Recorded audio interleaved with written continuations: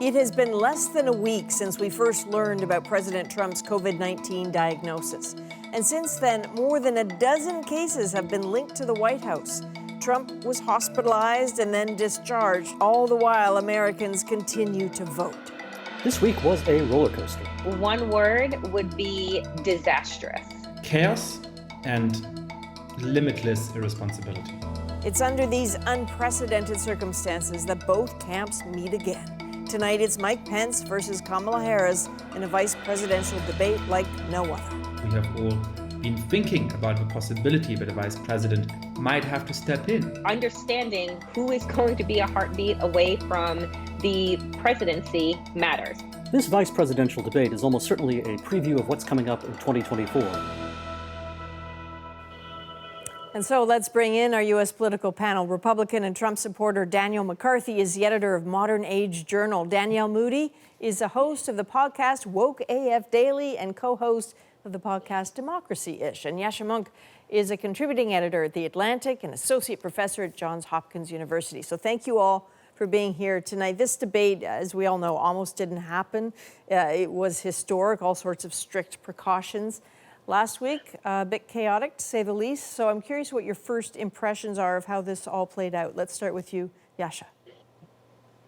Well, first of all, I think the debate is much more substantial than the one that we suffered through last week. There is a real exchange of ideas. The candidates have been able to actually go in depth on some of the questions without the continual interruption and hectoring that we saw last week. I think substantively, both sides try to hit some points against each other, but ultimately this looks to me as though it's going to be a draw in the eyes of the public, which is to say that people who are going to vote for Joe Biden before today are going to continue to vote for Joe Biden. People who are going to vote for Donald Trump before today are going to continue to vote for Donald Trump. And given that Joe Biden has been quite far ahead in the opinion polls, that's probably in the interest of the Biden campaign. Any debate night, any night of a week in which there isn't a real change of narrative is probably in the interest of the Biden campaign, and that's what happened tonight. Okay, interesting point. So Daniel, do you think there was a change of narrative tonight? I think there was, in the sense that Mike Pence gave a very, sort of strong, bold, unyielding, but also civil approach to the Donald Trump agenda. And the fact that people can look at what Mike Pence said tonight and say, this is a very reasonable account that's been offered for reelecting President Trump and Vice President Pence, rather. This, I think, is a big change in the narrative from what we saw last week, where Donald Trump was so over the top in his aggressiveness that I think a lot of people wavering were left feeling as if Donald Trump should be out of the question. So Danielle, just listening to what Yascha was saying that this was a draw, I get the feeling you don't think it was a draw. No, I don't. But I, would actually agree with Daniel that, what's very interesting about Mike Pence is that he's able to lie with impunity. He's able to lie and make it seem, easy and soft and something that, you could take in, as opposed to Donald Trump, who wants to beat you over the head with the same lies. I think what is astonishing to me, though, is the differences between these two camps, between the Biden camp and the Trump camp. You have one that is very interested in saving American lives. You have another one that is very indifferent to American lives. You have one that is very interested in embracing dictators. You have another that wants to rebuild our relationships with our allies. I do agree with Yascha that we saw points and policies that we did not get to see in the first presidential debate that I think were very important here, because the American people need to see that they have a clear choice and that there is a very clear difference between these two campaigns. One thing that was interesting tonight is that the pandemic was like a huge part of this debate. So I think we're going to play a clip here. This is some of what Mike Pence said to Kamala Harris about it.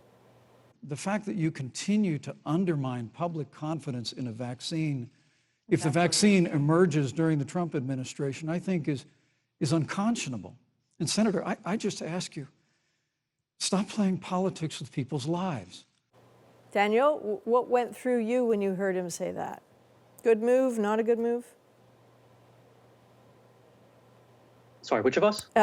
This is the problem with Daniel and Danielle, but Daniel McCarthy. It's a very important question because if Donald Trump wins re-election, you almost certainly will have a vaccine released during his administration. And at that point, what is Kamala Harris going to say? What is Joe Biden going to say? What are Democrats and progressives in general going to say? Are they going to accept a vaccine that comes out that is to the credit of Donald Trump and his administration?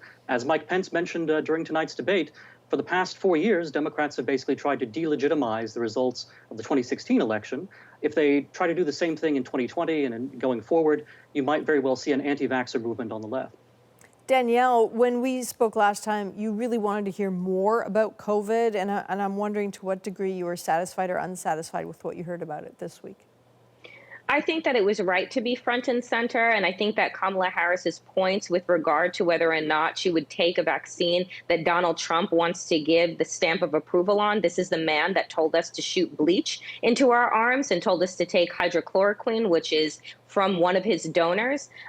So yes, I say to the fact that unless independent doctors were to come out and verify that a vaccine was safe for all people and that was actually going to work and that it wasn't coming from a Trump factory or a Trump donor, I wouldn't take it either. And so I appreciated Kamala Harris's transparency and honesty around that because many of Americans are feeling the same exact way. And I think that it's important that we continue to talk about COVID because it is not behind us. It is not something that has happened and it's over. It's not something that we can reflect on because we're still in the midst of it. Yasha, I think a lot of conventional wisdom about a VP debate is dollars to donuts. Come election day, no one's going to remember it at all, that it's not going to matter. But do you think in these odd times that this one actually matters and that anyone was actually convinced? No, I think this debate will end up not mattering, and that's where I have to disagree with Daniel. I can see the argument that if a Republican Party was represented by Mike Pence, if he was at the top of the ticket, the fate of a Republican Party in this upcoming election might look quite different. I do think that Mike Pence is much shrewder and more effective at delivering a conservative point of view in a way that might be acceptable to the US population.